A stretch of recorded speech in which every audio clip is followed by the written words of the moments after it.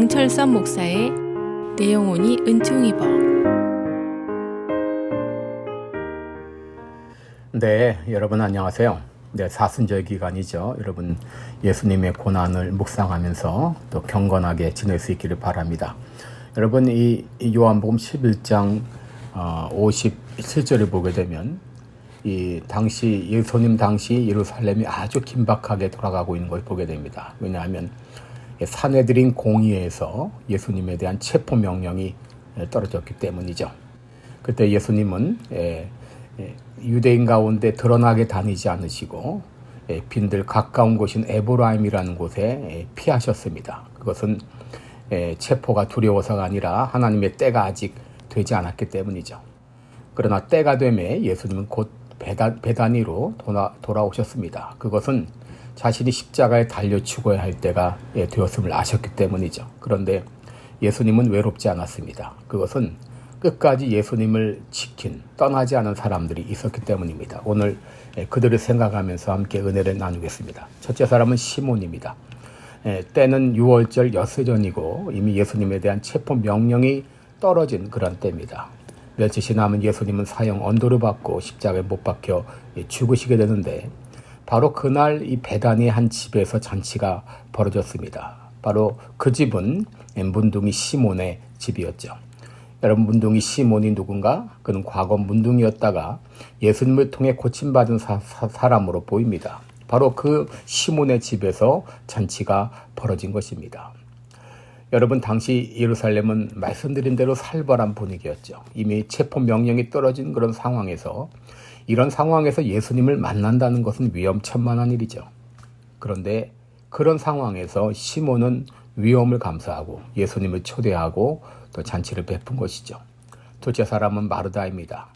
요한복음 12장 2절에 보면 마르다는 이를 보고 그랬습니다. 여러분, 마르다는 열정적인 여인이었고 항상 팔을 걷어붙이고 자신의 몸을 던져 일하는 여성이었습니다.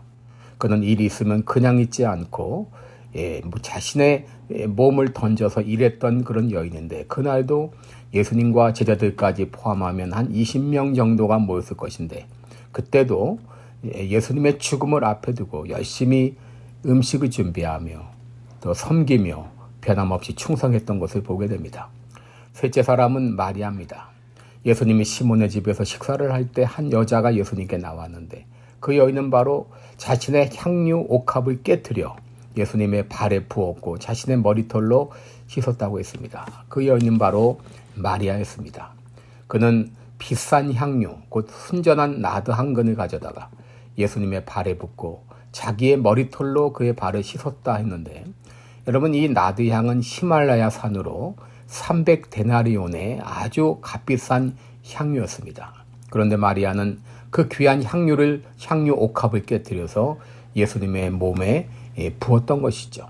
그는 자신에게 있어서 가장 귀한 것을 예수님께 드렸습니다. 마지막 네 번째 사람은 나사로였습니다. 여러분, 오늘 본문에 이 나사로는 단 한 줄 기록되어 있습니다. 2절에 보시면 나사로는 예수와 함께 앉은 자 중에 있더라 그랬습니다. 특별히 오늘 나사로는 예수님을 위해서 한 일이 없습니다. 잔치를 베푼 것도 아니고 봉사를 한 것도 아니고 옥합을 깨트려 향유를 부은 것도 아닙니다. 그저 예수님과 함께 앉아 있었습니다. 여러분, 예수님을 통해 다시 살아났던 나사로는 그저 예수님 옆에 앉아 있는 것만으로도 보는 사람에게 은혜가 되었을 것입니다. 그리고 요한복음 12장 11절을 보게 되면 나사로 까닭에 많은 유대인이 가서 예수를 믿음이러라 라고 말했습니다. 구원받은 나사로를 통해서 많은 사람들이 주님 앞에 돌아왔던 것이죠. 여러분, 우리 역시 죽었다가 다시 산 사람들입니다. 예수님이 십자가에 달려 죽음으로 우리를 구원해 주셨습니다. 우리를 살려 주셨습니다. 그래서 영과 육이 죽었던, 허물과 죄로 죽었던 우리의 영을 살려주셨습니다. 시몬과 같이 몹쓸 병에서 우리를 고쳐주셨습니다. 여러분, 우리는 나사로와 같이 다시 살아났고 시몬처럼 질병에서 고침을 받았습니다. 이 은혜를 잊지 않고 나사로는 예수님 곁을 떠나지 않았습니다. 여러분, 오늘 본문에 나타난 사람들의 공통점이 있습니다.